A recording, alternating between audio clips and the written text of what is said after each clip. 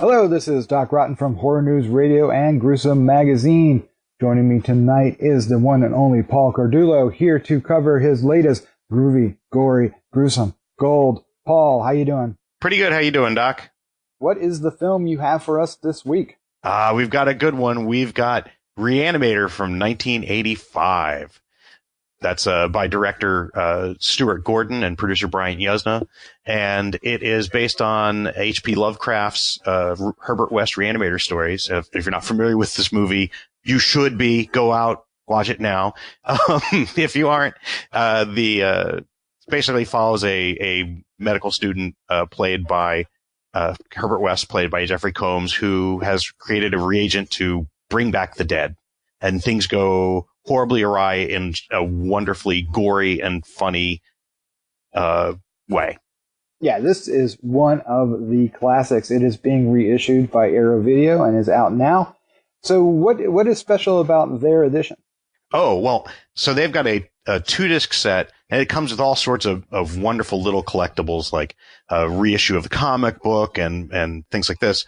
But one of the things that really does come that's really kind of neat is there have always been 2 versions of this movie. There was the unedited version, which had had just the gore, just full on. It was great.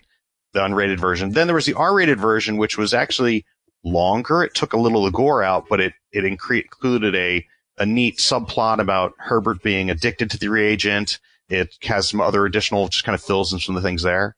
This has, instead of having those 2 versions, it has the unrated version and has the integral version where it takes the unrated version and integrates the other storyline into it, which is sort of the best of both worlds. So it's really kind of neat that you have both those there. How does this film hold up? Is it 32 years? Yes, 32 years. I refuse to believe that, but yes, it's been 32 years. Oh, it holds up wonderfully. It's still funny as hell. Most of the effects still work. The only real dated effect is the dead/revived cat but he's very puppet looking, but he was puppet looking back then, but that almost adds to the humor of it. Instead of going, oh my God, it's a horribly dead cat. It's a dead cat puppet. You know, Herbert's running around with this zombie cat attached to his back, and it's goofy, and it works. So overall, it still holds up. It still is funny. It still is gory.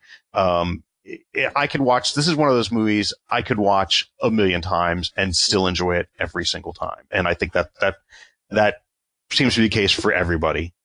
It's definitely one to get. And it's a limited edition collector set from Arrow, and they do some really nice work. And, this is something I think people should snap up. It actually has they're actually 4K restoration. So if you happen to have a 4K TV and can play that, then, all the more the better.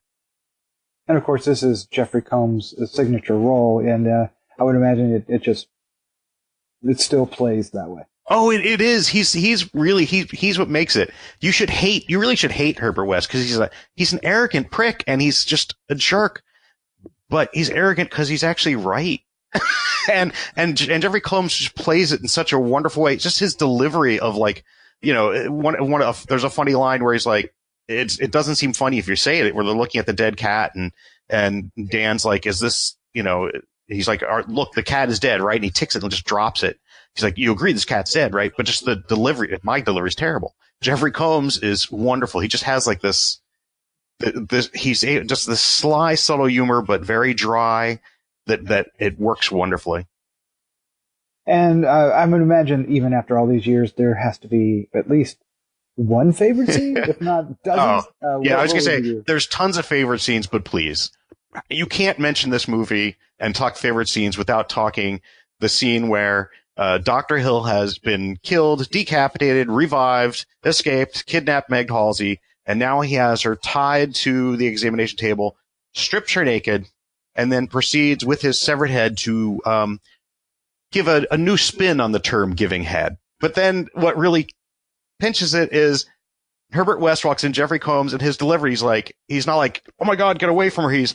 The line is something along the lines of, Doctor, I give you the secret eternal, I'm disappointed in you. I give you the secret to eternal life, and here I see you flirting with a bubbly co-ed.